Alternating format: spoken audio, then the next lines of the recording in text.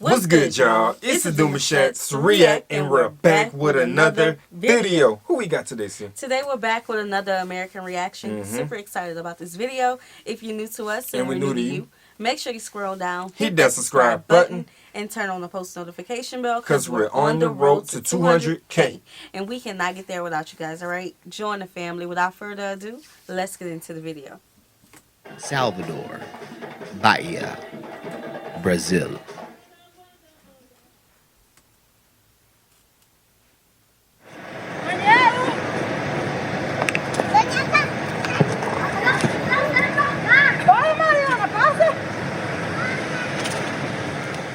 Salvador is a beautiful coastal city, a metropolis with 4 million active people calling it home. This city comes alive on weekend nights. Its restaurants, basketball and football courts all filled as the evening ushers an eager breeze up the coast. Salvador Bahia is a premier city, a city of firsts. It's the first region that the Portuguese landed when they came to Brazil. It has the very first slave trading market in the Americas. The original sin started here. It's also the most chocolate city outside of Africa. In fact, it's intensely chocolate, 80% chocolate to be exact. This city has these statistics to reveal its uniqueness, its specialness, its qualities. But that's not the tale of the city. The tale of the city is the people, the vibe, and the love that exists here for black people. Prior to the arrival of the European, the lands currently known as Brazil were inhabited by semi-nomadic hunter-gatherer tribes. There were about 2,000 tribes in all, with numbers upwards of 3 million that covered the land now known as Brazil. All of that changed when Portugal hit the shore. Salvador was founded in 1549 on a small peninsula that separates Todos os Santos Bay from the Atlantic Ocean. On the northeast coast of Brazil, Salvador da Bahia became Portugal's first capital in the Americas. 9 years later, they began their run as the world's most notorious human traffickers on the planet Earth. The Portuguese are the OGs, originators, and primary benefactors of this cruel dehumanization known as the transatlantic slave trade.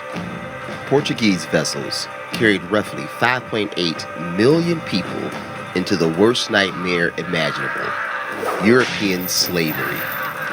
This was easily the lion's share of the total people taken from the motherland. But this, my friends, is only the beginning. Okay.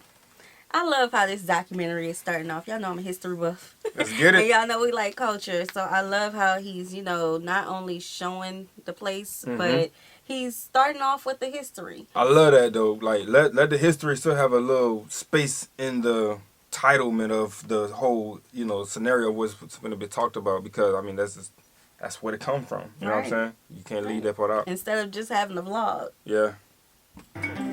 My name is Tânia Neres. Eu não sou de Salvador, mas eu moro em Salvador há 17 anos. E Salvador, eu utilizo a palavra Salvador como salvamento. Salvador me salvou. Foi aqui que eu descobri que eu era uma mulher negra e não em São Paulo. E as pessoas me acolheram muito, vindo, eu uma mulher sozinha, vindo para Salvador para trabalhar. Eu não vim para Salvador curtir, dançar, passear, eu vim trabalhar e fui muito acolhida. As pessoas em Salvador, elas te convidam para comer na sua casa, elas batem na sua porta e digam, trouxe comida, venha na minha casa participar da minha festa, tem tudo isso. Eu gostaria que você viesse aqui. Então isso a gente começa a se acostumar, porque em São Paulo as pessoas abrem uma janela assim, pequenininha, e digam, oi, não tem. É assim, sim, São Paulo é assim. Dizem que o litoral faz as pessoas serem mais felizes. Nos remete à família e à África. E tudo isso faz com que a gente comece a se olhar no espelho e entender o quanto a gente é importante dentro desse espaço chamado Salvador. Porque em outros lugares no Brasil, a gente, por exemplo, em São Paulo, a gente não percebe tanto por conta de... São muitas pessoas. Uma casa, um chinês, uma casa, um italiano. Então, em Salvador não. Todos são pretos. I heard it was like 80%. Yes. Todos são pretos. E isso faz com que a gente diga, estou em casa. That's big. Okay. Yes, Representation. let's talk about that because we've talked about what it means to be black in Brazil, and you all educated us on a lot of things that we did not know. Okay, so that was cool to discuss, but her saying that it was here that she realized, that she came to know that she is black. Yeah. Something along those lines, and to just be welcomed by her people and to feel like she's in Africa. She's definitely feeling that peace. Yes. Without even having to say the word peace. You can tell she's feeling that peace. It's like, it's a centered feeling that you have, and not, it's like, it's to be feeling centered but not standing out in a way, you know what I'm saying, that I'm trying to make it sound. Because when you feel centered and at peace at the same time, you're not worried, you're not overly anxious, you have no anxiety, none of that crap, you know what I'm saying. Then they say living by the coast. Y'all know we live, like, I ain't gonna say where we live, but when it came to it, in Louisiana, the beaches and everything was a very comfort spot for a lot of people to just go out there and feel like they vacated, feel like they're home, feel like they're relaxed, you know what I'm saying? So always being by the coast for them, I know that's a big thing. Yeah, and being up here in North Dallas has been different. Oh yeah, no big times. humidity. None. There are several different reasons why Bahia, more specifically Salvador, has been deemed the Black Rome, known as the Black Mecca, or better still, the blackest city outside of Africa. Several different reasons why. Here are a few of the majors. The Portuguese were the first on the scene to start raping and pillaging Africa for its resources. The beginning of the transatlantic slave trade lies at the feet of the Catholic Church. Alfonso V, King of Portugal, approaches the Pope regarding some lucrative opportunities he has newly discovered in Western and Central Africa. Pope Nicholas V's response was to issue a papal Bullum Versus on June 18, 1452. It stated, to invade, search out, capture, vanquish, and subdue all Sacrins, which were Muslims, and pagans whatsoever, and reduce their persons to perpetual slavery, and to apply and appropriate to himself and his successors the kingdoms, dukedoms, counties, principalities, dominions, possessions, and goods, and to convert them to his and their use and profit. See, a lot of times when we talk about slavery, I know I hear a lot of you guys sometimes in the comment section mention that, well, you had black people involved in the incidents of what needed to get, you know what I'm saying? Y'all talk about that at the time. And I hear you guys when y'all say that, but me, I've always kind of been the type of guy to look at the source problem. I always look at the, like, where did the root of this come from? Everything else was probably, you know, just survival instincts. You know what I'm saying? Because a lot of people didn't want to even, like, you gotta think about it. They wasn't in that type of mindset at that time to want to even get involved into this type of stuff until, you know, punishment and, you know, torture and all that other crap just come along with it. So now you have to choose between pain and freedom, in a sense, you know what I'm saying? And freedom still wasn't free because you still was in someone else's control to do what they was asking. But at least you wasn't getting dealt with like everyone else was getting dealt with. So I hear when y'all say that, but I look at the source of the problem and see why did it begin and who began what. Right, you know what I'm saying? And a lot of times they bring up the fact about, you know, the Africans, kingdoms fighting the other African kingdoms, and we understand that. Territory and moving back and forth. We understand that, but we're talking about this is whole different. business. This is different. The whole transatlantic slave trade. We're talking about the whole business. We ain't talking about kingdoms fighting and capturing each other. Ain't nobody was going back to doing that like that. Like, nah. I just want to make that mention because that's they showed up on the scene first. They were the first Europeans there, and they were the Europeans to take the most out of Africa. They took of upwards of 4.9 million individuals from African soil and transported them to Brazilian soil. Now, of that 4.9 million, 1.3 million of these individuals went through the Bahia port and were processed inside of Salvador, which is the first slave market in the Americas. There was a period of time in the 1930s where the president and the elite class started to make designations of the different regions in Brazil. And while many of the regions were pushing towards modernization and whitening, there was one region that was going against the mold, a region that already deeply identified and represented their blackness. And due to that, the president designated this area, Bahia, Salvador, as black. About that whitening. Brazil, upon abolition, was faced with a question about the future of Brazil in the world, right? And having been one of the last countries to abolish slavery and seen as backwards and inferior, they were grappling with what to do with this majority black population. How did they move forward and become modernized and become comparable to Europe and other countries that was modernizing long before the abolition of slavery? So in Brazil, there was a concerted effort at the level of government, the federal government, to eliminate and exterminate the black and indigenous population through whitening, Sleeping with each other. branqueamento. Sleeping with the people. Embedded in the idea of whitening, of course, is the idea that blackness and indigeneity are inferior. That meant an actual financial investment in the importation of European whites that would produce a new white race in Brazil. People say, but I am in this position because I worked hard. I'm trying to sink this in real quick. Hold on. It's good. I'm having a little hard time breaking all this down to me. So you mean to tell me like they was like trying to advance the white race in Brazil more than the black race at one point? With wipe them out. By putting... Whitening. Just whitening it out. Miscegenation. That's what it was. Oh, okay. Miscegenation. Wait, through... Mixing the bloodlines. Oh. Basically creating their own little race. Yeah. Brazil, the Brazilian race. And I don't mean that as a offensive term. Please, Brazilians. Come on, y'all know how we move. We good. Don't get on me. I say it with respect. Our hearts mean just well. Understanding what's going on. Yeah, but they wanted to create their own people. Maybe they wanted to get away from, I don't know. So they wanted to bring the percentage of black people down. Yeah, basically. By having people come in and by mixing the people. Yeah. But I wonder how they did that. By having people come in. Right, like... He said the Chinese and another ethnic group. I forgot. But that won't entirely wipe out... You gotta think about these people's mindset. Okay. They already looked at black people as low and just so they're thinking, okay, if we do this, we're gonna definitely win. Okay. It's like, but what? It's not a... And that's why we get people who don't realize that they're black. Yeah. All right.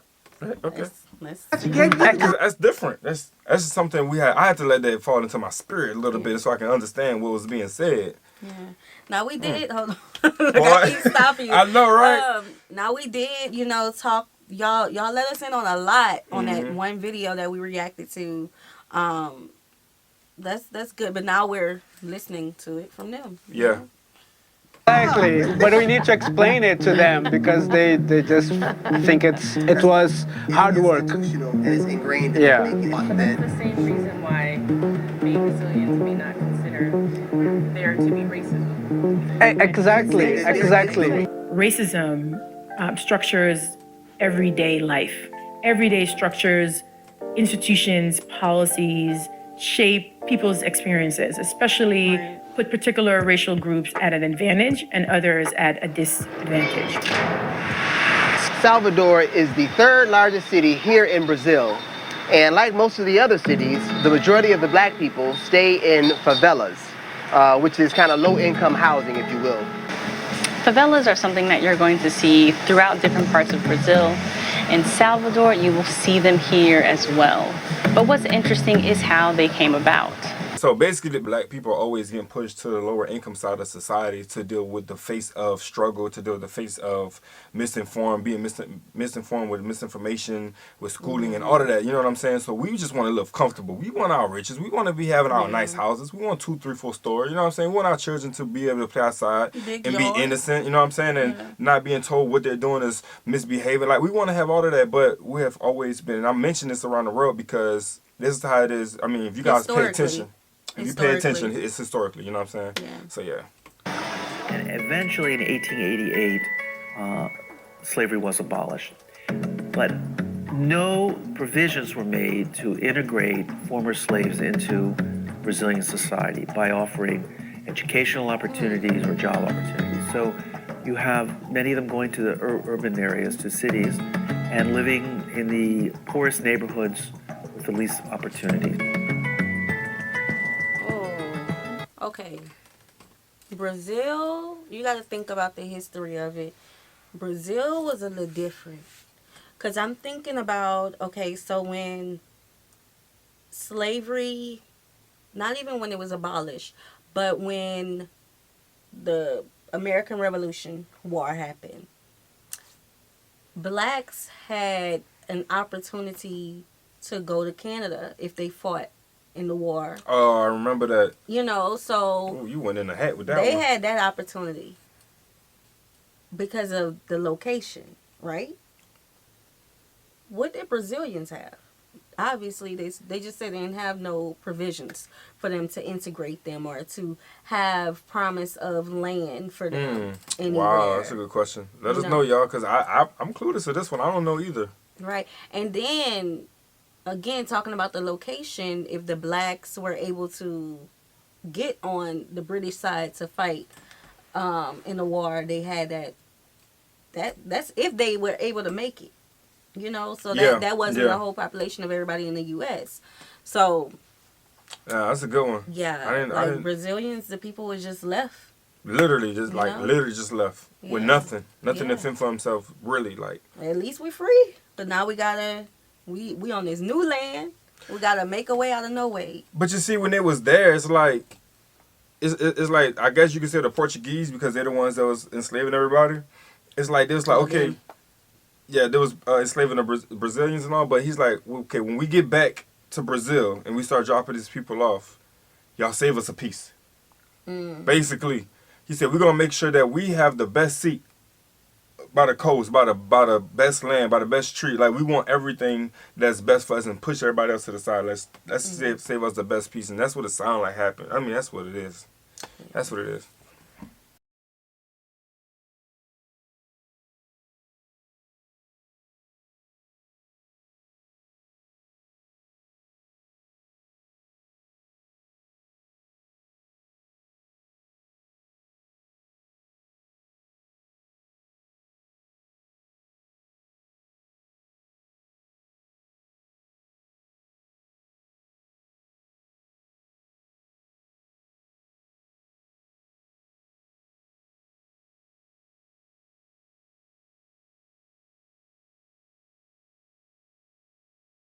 It is here that you will also find the heart of black culture. Graffiti, the current sounds blaring out of speakers, capoeira, condoble temples, churches, community organizations, and of course, great restaurants that serve up a taste of the culture.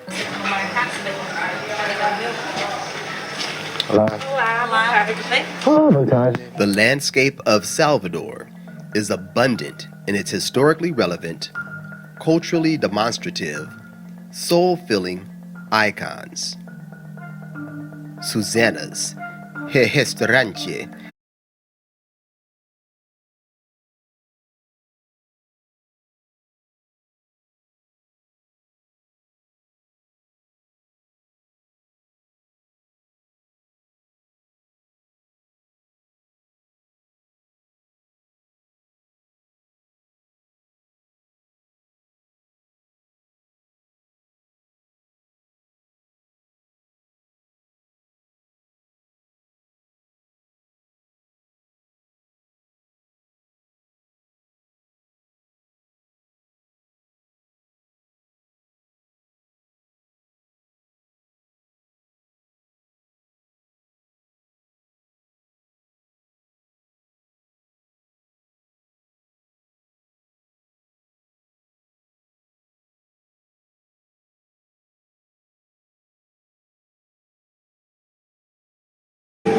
Etouffee?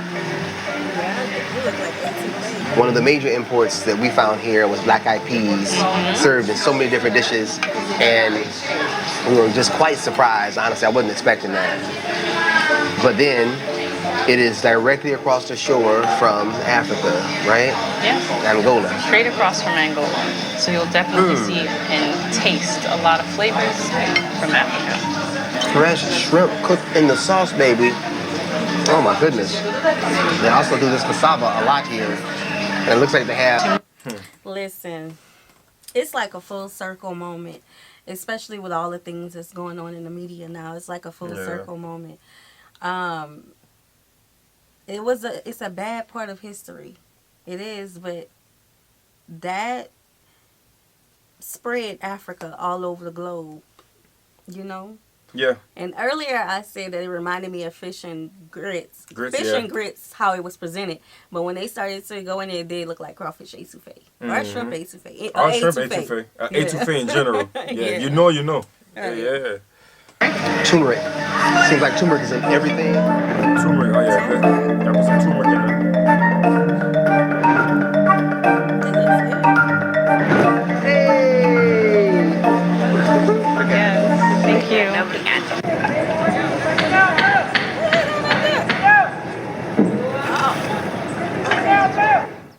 If you see your friend at a store or something, how do you say hello? Hello, e aí? E aí? E aí? Somebody's playing football and they score. How do you say good job or yeah, or show excitement? We say arrasou, we so good. Like if your mom is sitting next to you, right. Yes, and the normal from the string form is você faz foda nisso, tipo. I'm gonna study it. Thank you. Because we always hear that Brazil there's no racism and that nobody sees color. So it's normal here. Nós brasileiros, somos educados para não ver racismo. Então, a nossa colonização, né, a colonização brasileira, então muita gente aqui é miscigenada. We have a very mixed people, very strange part. Só que não é miscigenado, é gente muito rica, rich people. Okay. Mas pessoas que não são tão ricas têm um avô negro ou um bisavô. Mas quem tem muito dinheiro realmente não tem contato com pessoas negras, no máximo a empregada doméstica.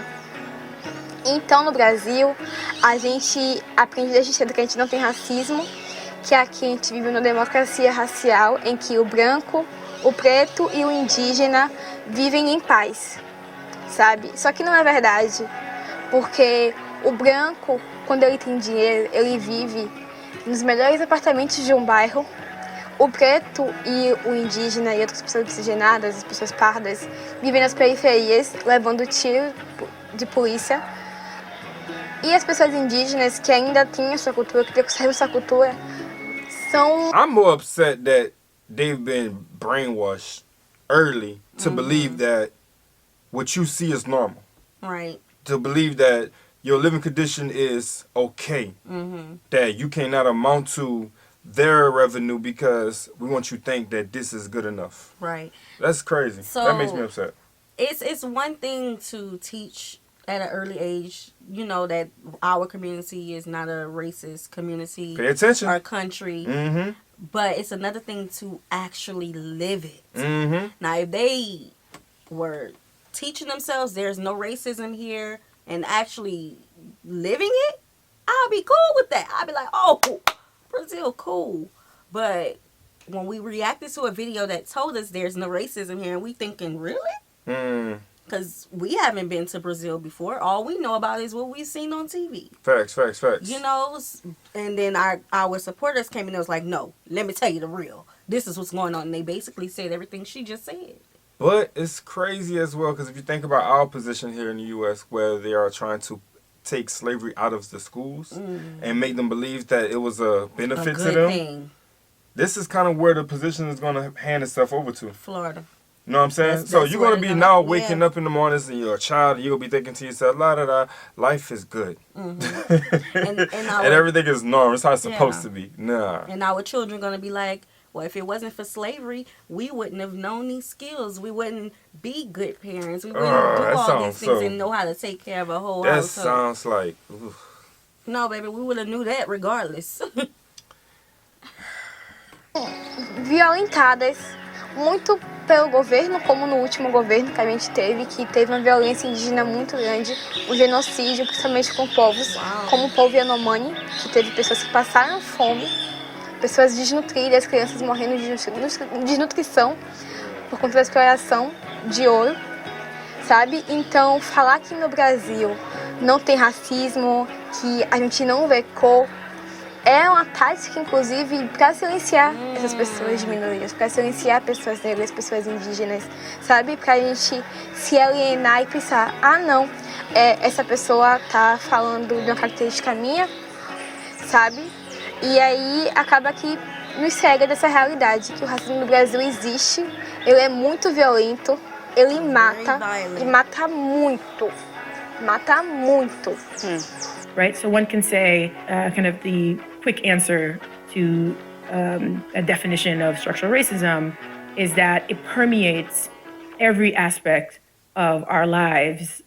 It's so insidious that oftentimes you can't see it. There was a moment in the early 19th century where the state decided that we should become more white. We had policies for that. Some policies were like, we need to create and build a common sense that there is no racism here, that miscegenation was something good, that made us a better people, and as much as we get mixed, it's better. And because the mix would be like becoming more white. So here in Brazil, our grandfather or grandmother said, maybe it's better if you get married with a more light skin. Yeah. You're gonna have an easier life. So our generation heard that a lot, and but they're starting doing differently. And our father's generation, they started to change it in some way. So, yeah, they didn't. We resisted. They couldn't make us more white. Right. In the opposite, I mean, we are more black now than we were before. Than ever. Because you know your roots. You understand. Can you imagine what the media there was trying to display to make them believe? To move like this, to think like this, to forget this type of incident that went down. Like, can you imagine that, yo? Like, that is, I can't sit back and look at this stuff like, and tell them like, you're being told that you have to mix. You have to marry with an opposite race. You have to, you know, forget that racism isn't a real life issue. It's like, yo, that's crazy. But think about it. If you were in that situation where you were not getting opportunities, you didn't like your living conditions and things like that, it would seem like an easy way out, right? So that's probably why they thought it would work. It seemed like the easy way out. And not just that, because they was being told over and over and over again. Like when you being told something and you start to see the domino effect is finally starting to make you know effect. Yeah, people don't start. They stop questioning stuff and they just get on. They get on board. You know what I'm saying? And then as you can see, he said at one point it's like, hold on. They woke up and it's like, why are we doing this again? Right. For what reason? Why do he or she marrying this person make them a better person? Like, you know what I'm saying? So they started questioning and asking questions. I think that's what people need to do in general. Everything that you hear, you at least need to ask yourself or ask the question so you can have a better understanding, because everything shouldn't just make you comfortable to do. You need to see what's making you uncomfortable and ask those questions. Right, but this is what knowing your roots do. This is why. Yeah. This is why. Every year, every research they make, the number of black people is rising. Oh, yeah. And people used to say, I think it's better for me to say that I'm not black, but I'm brown, because maybe I'll have more facilities. And now it's the opposite. No, I'm black. With Africa being directly across the ocean from here and the proximity between that continent and this continent, there were key areas where enslaved people were taken from. They were taken primarily from Benin Benin and Central Africa, the Congo, for this particular area. People from Bahia were from those areas. Like up to 90% of the enslaved people here came from there. And one interesting thing is that they were transported in groups. So when they made it over here to these shores, they were able to keep a lot of their traditions intact. And you can see this and hear this and taste this in the different customs present here in Bahia today. People from all over Bahia love this dish, a carajé. You could even say it's a dish of the gods. This is prepared as an offering to the Orisha. It's also prepared to satisfy the taste buds of people all over this city. It's a street food that also helped to free a lot of enslaved individuals. Urban slavery was a characteristic of Salvador, where the enslaved would get jobs and split their wages with their masters. Well, they were able to put away enough funds to buy their freedom. And after people actually bought their freedom, they would actually pay for other people's freedom as well in this area. In this region, you see it in the unity, you see it in the religion, you see it in the food, and you see it in the music. It's an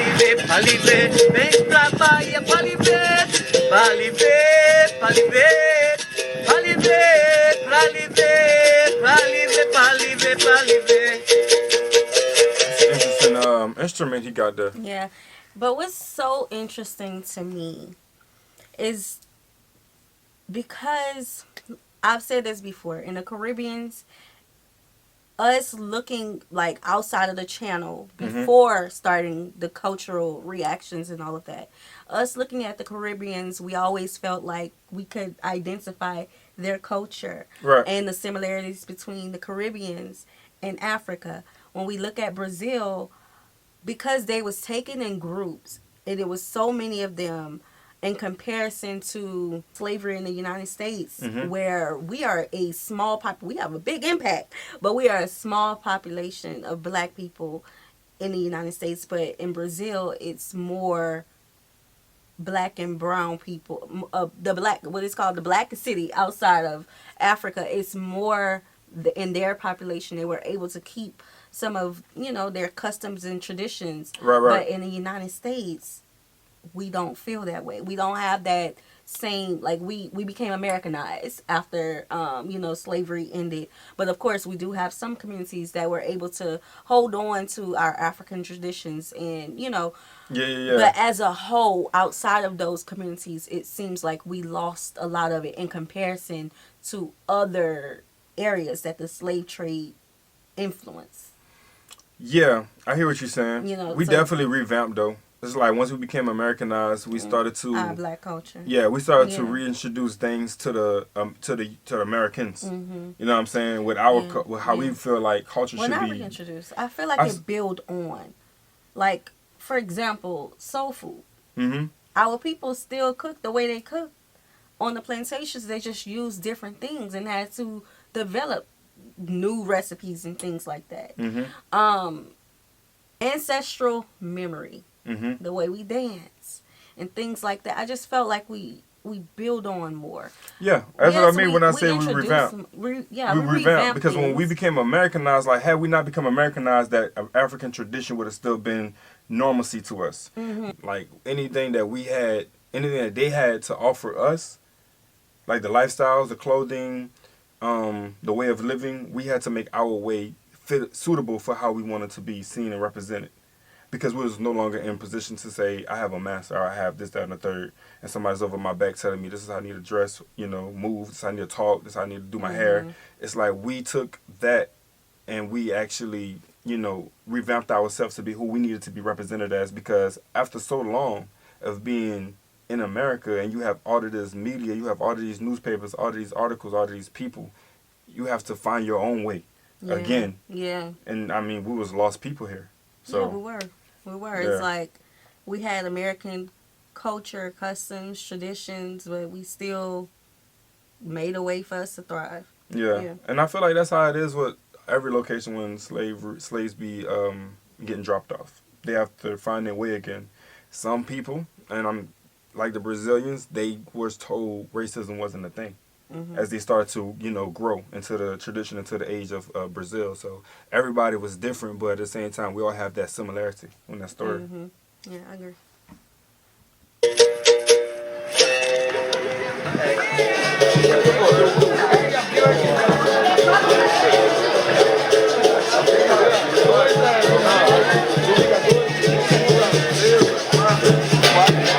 Right now we're in Salvador in the marketplace, and there's a ritual going on. Capoeira, CCC. Capoeiras, they're kind of warming up. It's about to go down right over here. So this is culture, and this is the culture of this particular area.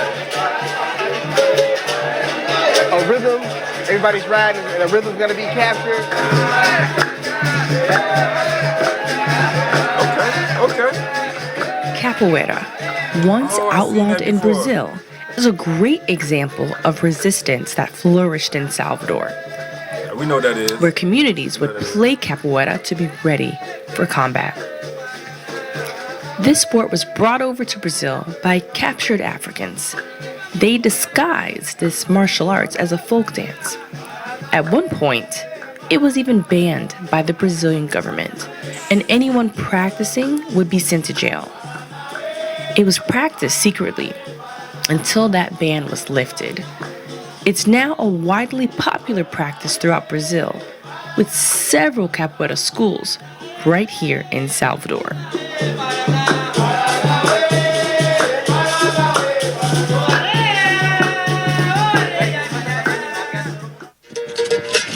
Here you go. Cutting up on that day.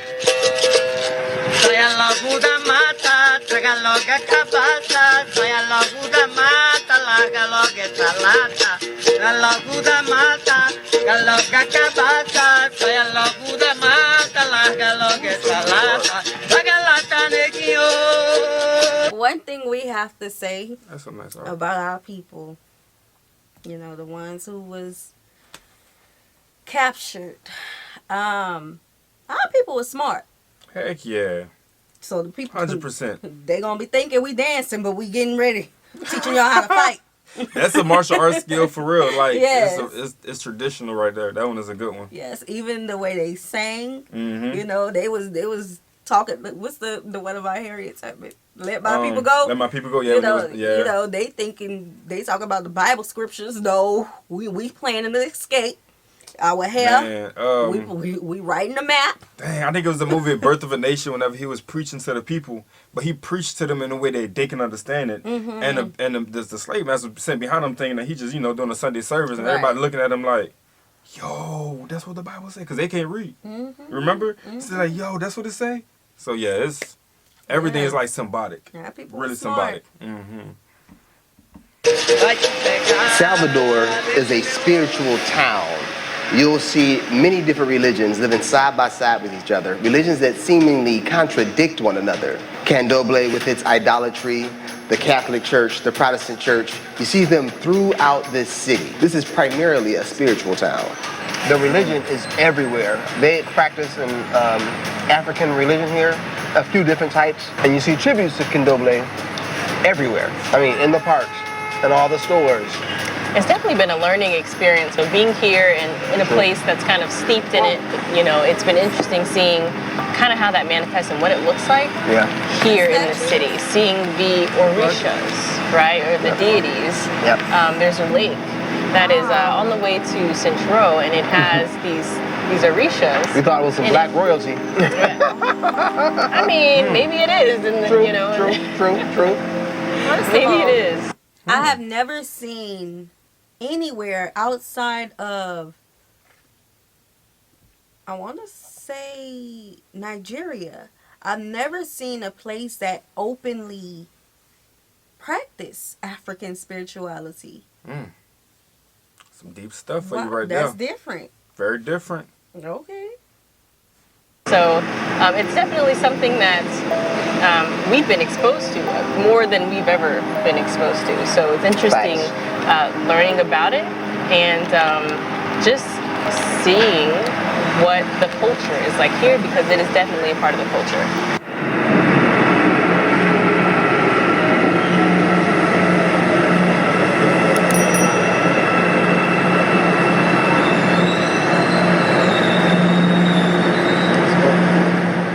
The step that we need to take right now and to the future is to elect black people. I mean, we have 2 Congress men and women that are black in a group of 35. We had 1 mayor that was a black woman. This is the next step. I mean, that the people see themselves in the structure, you know, taking decisions for the city. And I think this is something that we need right now because we have the infrastructure, we have a good city, we have opportunities, but they are really concentrated in this small white people group that has economic and political power.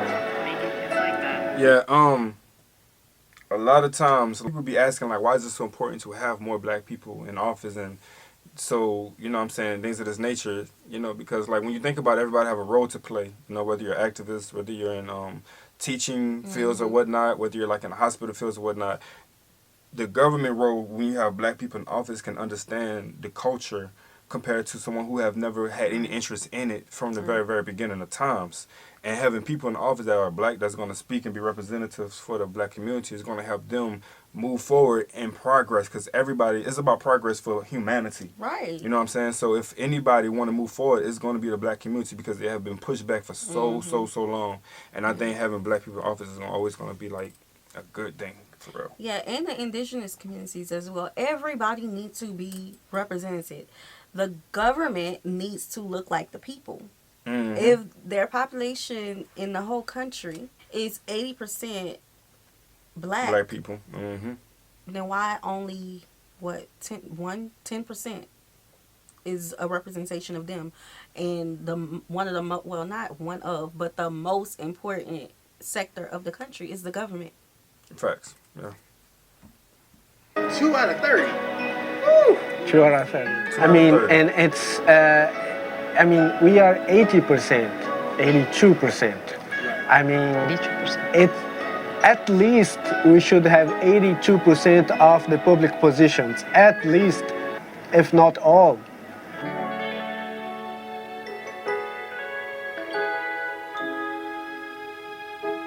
So in like 2 or 3 years, where do you see yourself?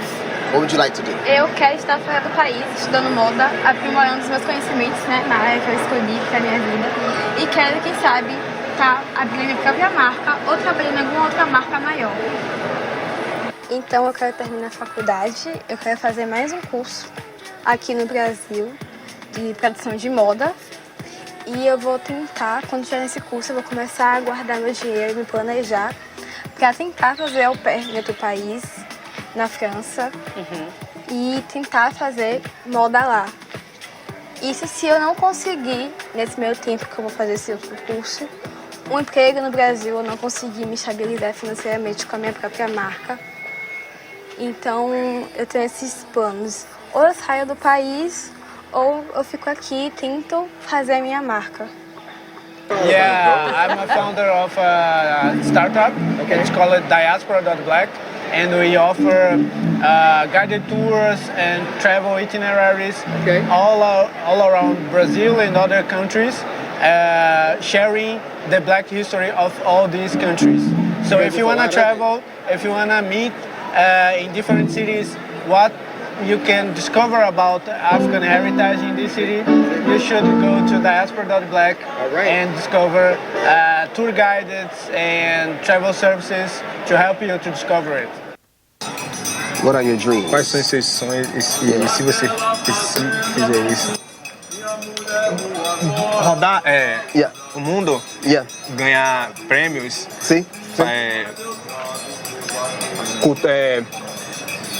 abrir espaço para new artists. Okay, Novos artistas. Help me. You want to help the new people. Poder ajudar novos artistas, poder fazer com que eles entendam que um ajudando o outro a gente faz cresce a cultura. Poder fazer minha mãe sorrir, não deixar fazer ela não mais trabalhar, entende? Minha mãe trabalha muito, meus irmãos, fazer com que eles entendam o que é ser preto, o que é sonhos, fazer com que eles também sintam a vontade de viver do que gosta, que Nova York para mim. Sim. Família. Família? Fazer uma família. Ok? Rodar o mundo, fazer com que eles entendam que eu não sou o dono, somos os donos. Entende? Somos a família. Well, Afrotourism is a movement where you can discover, recognize, or meet the protagonists of Black people in different places, in different cities. I mean, it's a huge experience when you go to a different city and you see a part of yourself in that city and you connect with it because you recognize, oh, I heard this song, I heard that drums, I feel that tasty, and when you connect with that, this is very powerful because you understand that what we have passed as Black people in any place, it connects with other Black people that live at something close to it in a very different context. When you come to Colombia or you come to Salvador and you recognize the same elements in both cities, because we are so powerful and we are so creative that we could resist and share all those traditions in very different contexts. So Afrotourism is a movement, is a strategy so you can preserve the memory of what we have done as Black people in diaspora. It's really empowering for everyone that goes to a different city and reconnects with that common history. I invite everybody to try it because you see that we have a very common essence that can, like a seed, that when you plant, it can flourish in different ways, no matter the ground you plant it. It will grow and it will give a lot of fruits. And that's what you're doing with Afrotourism, connecting those fruits. Man, oh man. Sheesh. Hey, y'all, listen. Knowledge, bro. It's one thing to have knowledge, but applied knowledge and being active is another thing. Right. You become very different and you stand out and you become unique. And I'm thankful for all the unique individuals, people who actually stand and do different things to help embrace the culture from all perspectives. Like, that's powerful. Yeah, I'm proud of Brazil, you know, for protecting their culture and their heritage. Yeah. And fighting against what the people wanted. Okay? I like that. Yeah. So, we hope you guys enjoyed this video with us. Like this video, subscribe, turn on the post notification bell. We have enabled our super thanks if you like to support the channel that way, as well as our reaction request form is in our description box below. We'll see you soon. Peace.